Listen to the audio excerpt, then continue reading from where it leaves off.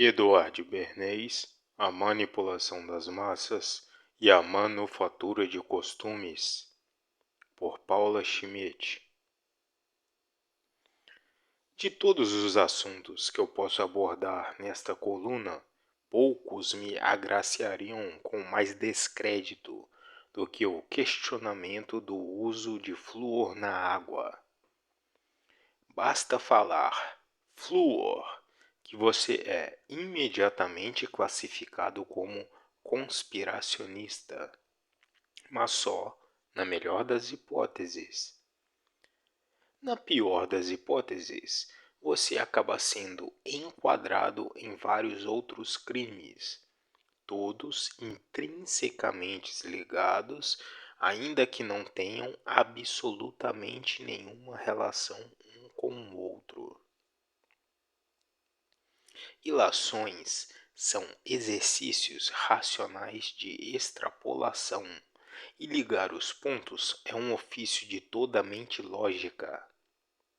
Mas algumas premissas vêm sendo deturpadas, de tal forma que você começa num lugar e nunca sabe onde vai chegar. Eu presenciei um exemplo disso, uma situação quase tragicômica de tão absurda. Fui abordada por uma vizinha que veio até mim procurando meu agradecimento por ela ter diminuído o uso do seu incenso que empesteava minha casa. Eu agradeci da forma mais sincera e efusiva possível, mas ela queria conversar. Em nome de um ar mais respirável, aguentei educadamente e fiquei ali deixando as inanidades entrar por um lado e sair pelo outro. Até que naquela avalanche de assuntos ela solta um entregador preto. E eu só me dei conta daquelas palavras porque ela interrompeu a si mesma bruscamente, assustada com a desnecessária identificação étnica. Antes que ela completasse o pedido de desculpas e inventasse um novo assunto, eu a interrompo e digo: eu não ligo para isso não, termina a história. Mas, em vez de aquilo ser seguido por um obrigada pelo bom senso, ela completou com um claro que você não liga, você é racista, você não se vacinou. Não tenho a excelência literária para descrever o meu espavento enquanto meus olhos ainda estavam arregalados. O rapaz gay que estava ao lado da minha vizinha vem em meu socorro com um argumento ainda mais assustador. Apontando para minha camiseta do Pink Floyd com a capa do Dark Side of the Moon, que mostra a luz se fragmentando em um arco-íris, o rapaz me defende dizendo que é claro que ela não é racista. Olha a camisa LGBT. Oremos. Pois bem, assim como não se vacinar pode te transformar em racista e gostar de Pink Floyd pode te inocentar, o flúor também pode levar a uma ilação de Escher em que você começa com ciência e acaba acusado de ser macho branco tóxico, ainda que você seja mulher, bege e excelente para a saúde. Mas essa tortuosidade lógica não é tão ilógica assim. Ela existe porque o questionamento de qualquer decreto da corporatocracia passou a ser propositalmente associado com coisa de maluco. Nem preciso falar, mas vou falar mesmo assim, citando Krishnamurti. Abre aspas. Não é nenhum sinal de saúde estar bem ajustado a uma sociedade profundamente doente. Fecha aspas.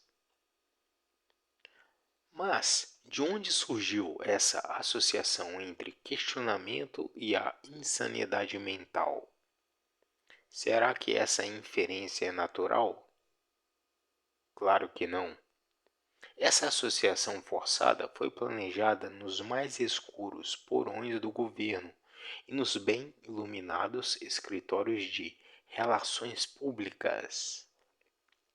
A própria expressão relações públicas é um case de sucesso, um eufemismo criado pelas agências de relações públicas para disfarçar a palavra propaganda.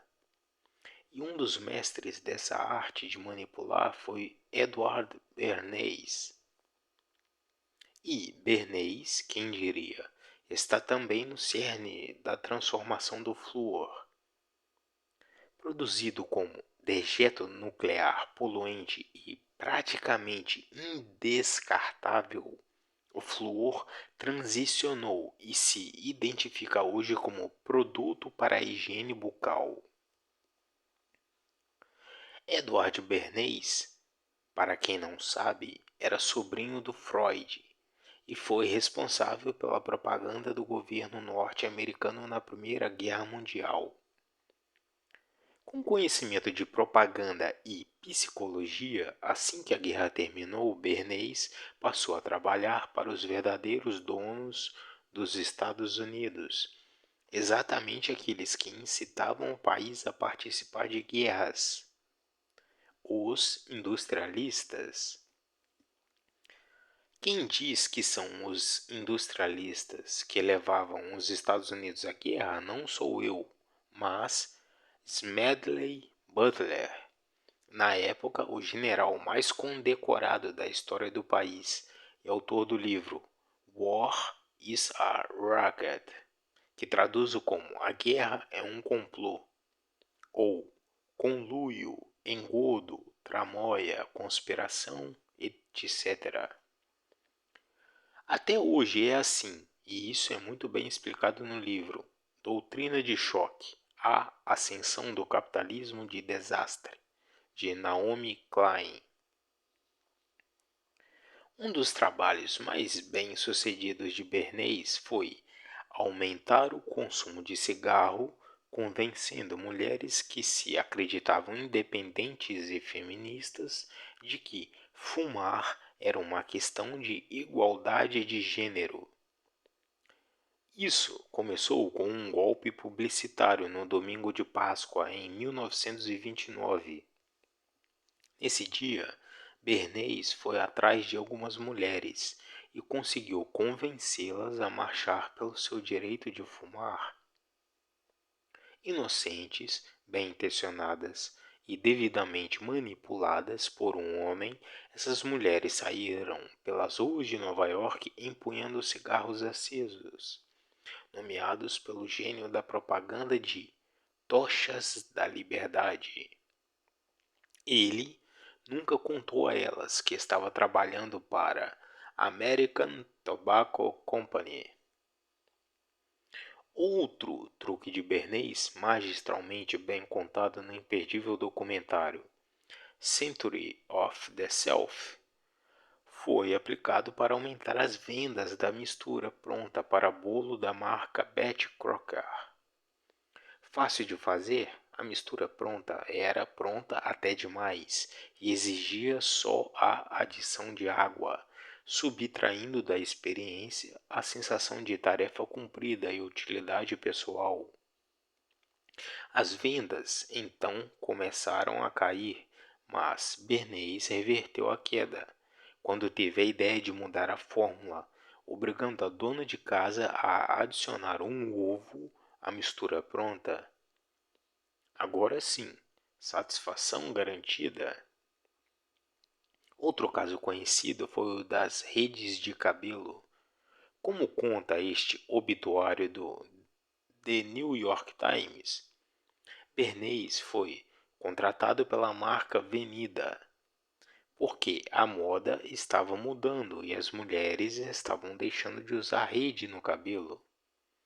Então Bernays fez com que artistas famosos elogiassem o estilo grego de cabelo que se via em quem usava a rede.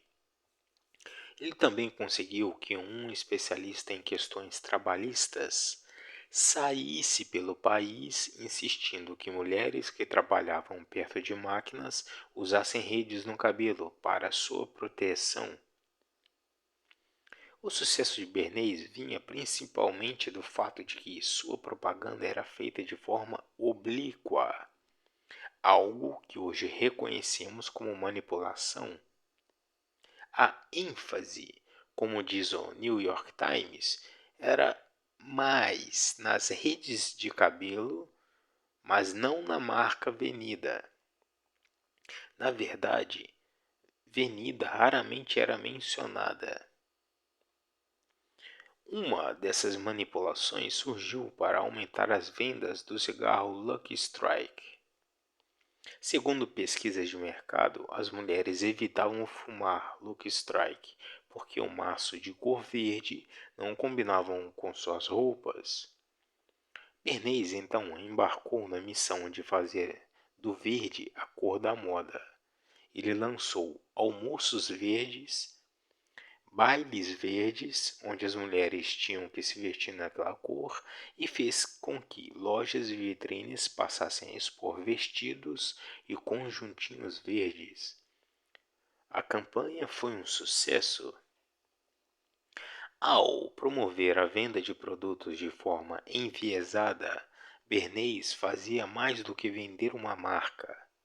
Ele influenciava os costumes e mudava os hábitos da sociedade por anos, às vezes décadas, sem que a sociedade se desse conta da manipulação.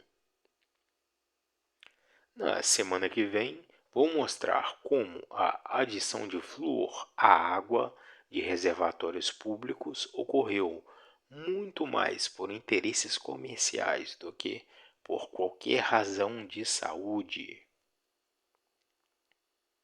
O link para este artigo está na descrição do vídeo.